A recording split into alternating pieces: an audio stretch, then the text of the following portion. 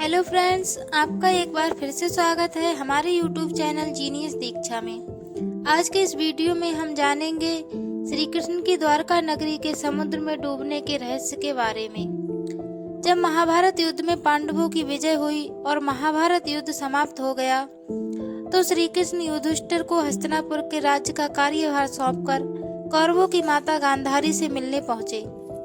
श्री कृष्ण के पहुंचते ही गांधारी फूट फूट कर रोने लगी और क्रोध में आकर उन्होंने श्री कृष्ण को यह श्राप दिया कि जिस प्रकार तुमने मेरे कुल का विनाश किया है उसी प्रकार एक दिन तुम्हारे कुल का भी अंत हो जाएगा।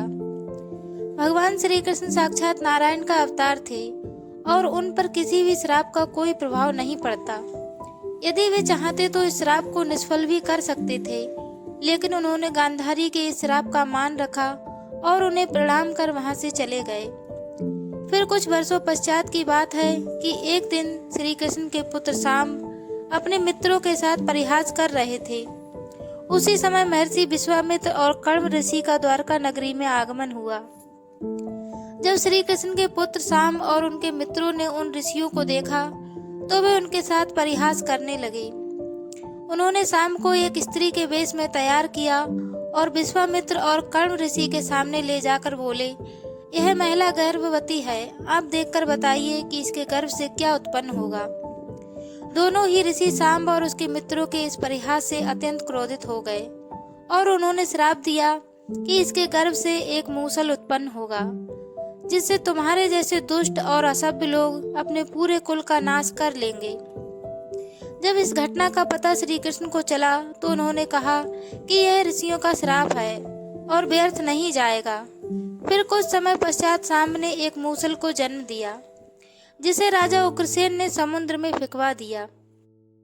और श्री कृष्ण ने भी सभी नगरवासियों को घर में मदिरा न बनाने की सख्त हिदायत दी, क्योंकि वे नहीं चाहते थे कि उनके परिवार और कुल के लोग मदिरा के नशे में आकर अपने कुल का नाश कर बैठे। परंतु यह एक ऋषियों का श्राप था और सच तो होना ही था। धार्मिक पुस्तकों के आधार पर महाभारत युद्ध के 36वें वर्ष में द्वारका नगरी में बहुत अपशगुन होने लगे थे। इसीलिए श्री कृष्ण ने सभी यदुवंशी पुरुषों को तीर्थ पर भेज दिया, परंतु ऋषियों के श्राप ने उनका यहाँ भी पीछा नहीं छोड़ा। इसीलिए जब वे लोग प्रभास क्षेत्र में पहुंचे तो वहां विश्राम करने के लिए रुक गए।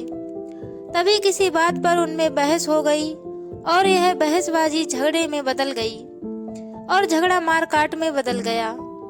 और यहाँ ऋषियों का श्राप इस रूप में फलीभूत हुआ कि जिस मूसल को शाम ने जन्म दिया था वो प्रभास क्षेत्र में एरका घास के रूप में परिवर्तित हो गया और लड़ाई के दौरान जो कोई भी उस एरका घास को उखाड़ता तो वह मूसल के रूप में परिवर्तित हो जाती। यह एक ऐसी घास थी जिसका एक ही प्रहार व्यक्ति के प्राण लेने के लिए पर्याप्त था। इस लड़ाई में श्री कृष्ण के पुत्र सांब भी मारे गए। जब यह सूचना श्री कृष्ण को मिली तो वे तुरंत प्रभास क्षेत्र में पहुंचे और अपने पुत्रों और प्रियजनों को मृत देखकर उन्होंने भी क्रोध में आकर वहां पड़ी एरका घास उखाड़ ली और हाथ में आते ही उस घास ने मूसल का रूप ले लिया।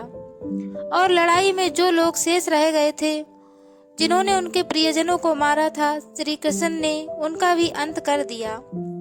और अंत में श्री कृष्ण, बलराम और श्री कृष्ण के सारथी दारुक ही बचे।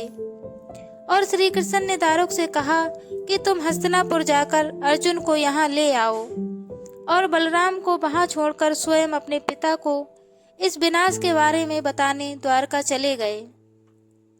कान्हा ने उसे इस विनाश के बारे में बताकर कहा कि जल्द ही यहाँ अर्जुन आएंगे। आप नगर की सभी स्त्रियों और बच्चों को लेकर हस्तिनापुर चले जाएं।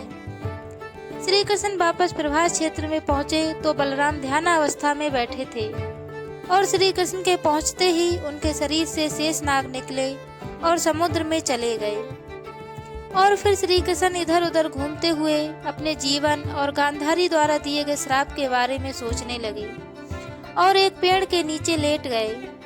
उसी समय जरा नामक एक शिकारी का बाण उनके पैर में लगा, जिसने उनके पैर के अंगूठे को हिरण का मुख समझकर बाण चला दिया था।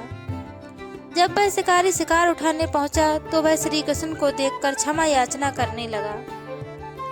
इस पर कान्हा ने उसे अभयदान देकर देह त्याग दी और इधर अर्जुन ने प्रभास क्षेत्र में पहुंचकर सभी यदुवंशियों और श्री कृष्ण का अंतिम संस्कार किया और द्वारका पहुंचकर शेष बचे सभी लोगों को हस्तिनापुर चलने का आदेश दिया।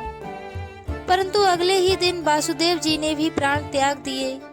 इस पर उनका भी अंतिम संस्कार कर अर्जुन सभी बच्चों और महिलाओं को लेकर द्वारका से निकल गए और जैसे ही उन लोगों ने द्वारका को छोड़ा वैसे ही द्वारका का पूरा राजमहल और नगरी समुद्र में समा गई। तो दोस्तों, ये थी द्वारका नगरी के समुद्र में डूबने का कारण। आपको हमारा यह वीडियो कैसा लगा हमें कमेंट बॉक्स में ज़रूर बताएं और साथ ही ऐसी ही और अधिक जानकारी के लिए हमारे चैनल को सब्सक्राइब करें।